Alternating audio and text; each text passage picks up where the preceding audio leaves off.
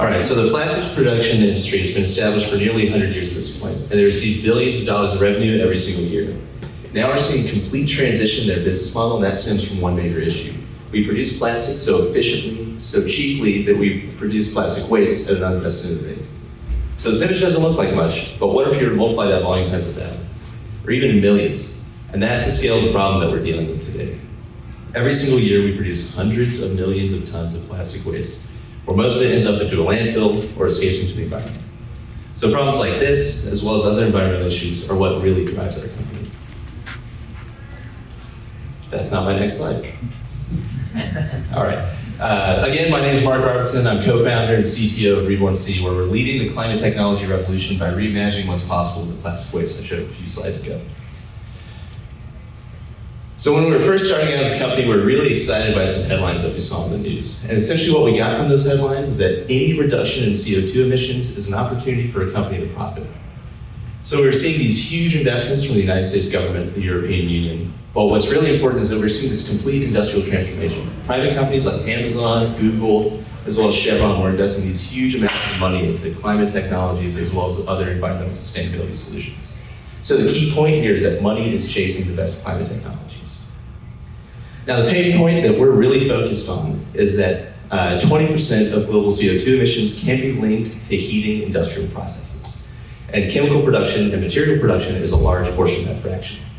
These industries typically rely on the combustion of fossil fuels to produce heat, which means you have increased CO2 emissions, reduced efficiencies of those processes, and large capital costs for infrastructure. Now, because of these disadvantages, these industries are seeking for new, more efficient ways to generate heat. And the leading technology is in electrifying those heating processes. So electrified heat can sound strange, but it's something we're familiar with through our electrical stovetop or oven. This glowing filament that you see on the slide is a piece of metal plugged into a power source. When electricity flows through it, it generates heat, and that's how we cook our food. So the industry is taking this concept and adapting it to run their large-scale, industrial-sized chemical reactions. And this is where we see that we can have a really huge impact as a company. So today, RebornC is the only company available that can fabricate 3D printed carbon structures, and we can do it using plastic waste as our material supply. So the key point here is that those 3D printed carbon structures can be used as these incredibly energy efficient heaters for those industrial-sized chemical or material production processes. Now, to give you an idea of how that works, I just want to show you guys a few quick videos. So on the left, we have one of these 3D printed coils wrapped around the test tube filled with water. It's dyed blue just so you can see it easier. When we apply 8 watts of power to that coil, you see that it glows that orange color and boils water just within about a few seconds. Now, the video on the right is a demonstration of potentially a more advanced application, so at a higher temperature. And that silver circle that you see on the piece of carbon is a piece of aluminum. When we increase the amount of power that we apply to the piece of carbon, 20 watts, which is still a fraction of what you would use in your conventional light bulb, it glows brighter orange, achieves these really high temperatures above 1200 degrees Fahrenheit, and you melt that piece of aluminum. So it's very impressive performance from these carbon-based materials, but how do we stack up to our competitors? So the way I want you to envision this plot, the shapes that come up, the farther they extend towards the exterior of the circle, the better they are for the customer in that given category. So Total Energies, our first competitor, has some electrical heating technologies, but they lack customizability, have some high production costs, as well as a large carbon footprint. Exotic, which is a petroleum company, has a very similar technology, only increases the available operating temperature slightly, but still has those same deficiencies.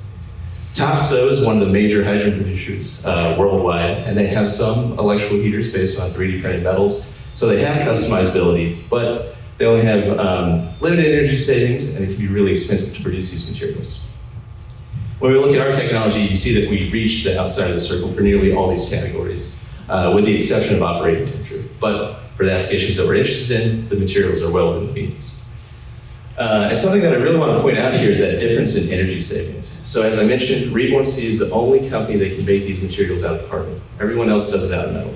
So just the difference in material properties means that we can produce the same amount of heat at a fraction of the energy cost. So roughly a 20 to 40 times reduction in energy costs for the same amount of heat produced compared to the state-of-the-art materials. Now these products are really versatile, and so we envision two different verticals for our market entry. One is to replace legacy metal heaters and existing industrial equipment, specifically looking at injection molding, where some of the pain points are poor heating performance, short lifetimes of those materials, as well as long start times. And all of those prevent that manufacturer from making as much money as possible. Secondly, we see that we can use these materials for dual function reactors for the production of alternative fuels, specifically looking at hydrogen. So we can take that 3D printed carbon structure and use it to run these gas phase chemical reactions to produce alternative fuels on the other side. So we can directly sell those 3D printed structures to chemical production companies. That's a little quicker to revenue. And then something that we're working on a more long-term technological development is actually incorporating those into electrified reactors for hydrogen production. That is not my slide. I think. All right. Shall you find the slides? Or? Okay. I'm sure people will. Any questions up to this point?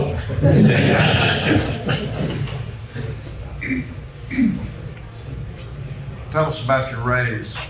Sure.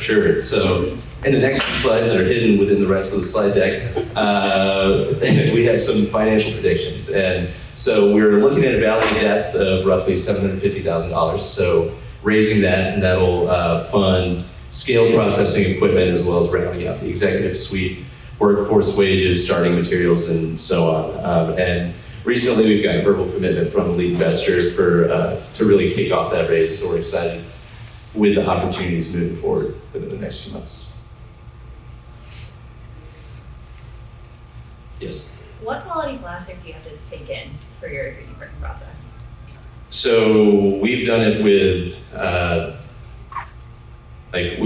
just virgin plastic as well as actual recyclate of, for instance, like Panera cups, like ground up Panera waste cups and then extruded them into filaments for this process. So the chemical process is very insensitive to contaminants, like other inorganic contaminants or anything like that. It has no problem with it. Do you have any patents, or do you need any patents on your technology? So we have submitted a patent for the process of these new materials, and that's something that's going into the raise. We have other technologies that are similar that we're working on getting IP protected as well. What are you budgeting for the patent process? So right now, it's on the slide. I think it's roughly $30K for everything that we would be looking into. Is that just domestically, or you cover China in that as well? That's a good question. So right now we are just looking domestically. Yeah. Where do you stand with your intellectual property protection? So currently, in the introduction it was mentioned that I was a PhD student at USM.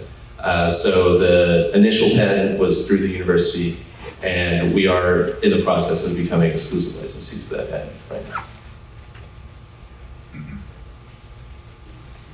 Right, and is that intellectual property separated to y'all, or is the university involved in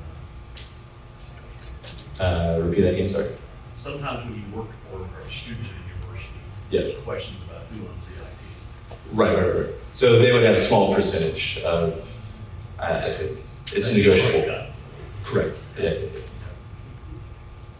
Hey, Mark? Should be good to go? Yeah. Nice. All right, so, all right, two different verticals. A lot of opportunity for revenue. One of the verticals being those legacy industrial heaters. We envision that we can sell those products, and then since we're saving those customers so much money on their power bill, we see that we could claim some of those energy savings. And to give you an idea of how much money that could be, even a small to medium-sized injection molder could spend roughly $250K on their energy bill annually. For those catalyst supports, we can directly sell those to chemical production companies, people like Ebonics, Zestion, Polyrex, and those are people that we're working with actively to tailor to their processes. So just some envisioned numbers, we think that we can start selling those industrial heaters in 2025, reaching sales in 2027 of 800K. For the catalyst supports, we think that we can start selling those in 2026 and then reaching 1.2 million in 2027.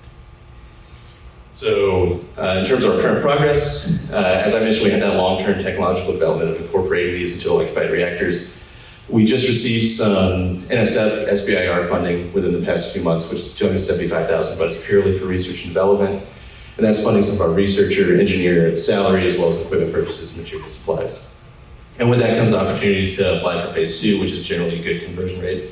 So we're really excited about those non-dilutive federal funding opportunities.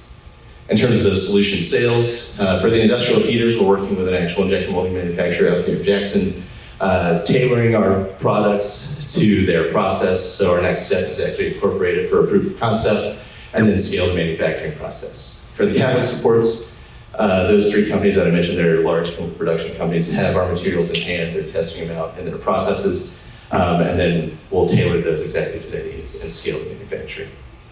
And as I mentioned, Valley of Death, looking at roughly $750K, and that will fund production space, scale equipment, precursor purchases, round out the executive suite, $50K for IP protection, contract negotiation, as well as building out the rest of the company infrastructure.